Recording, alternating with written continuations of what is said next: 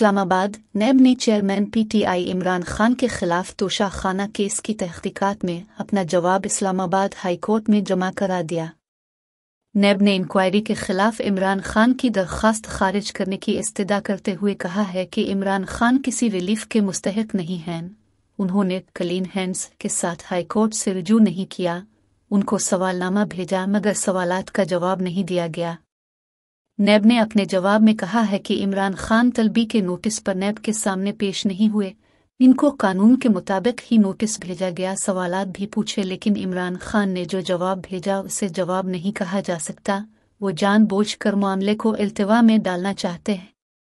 NAB نے کہا ہے کہ عمران خان اور ان کی اہلیہ نے 58 تحائف رکھے، انہوں نے اور ان کی اہلیہ نے 14 کروڑ سے زائد کے تحائف 3 کروڑ 80 لاکھ میں رکھ لیے۔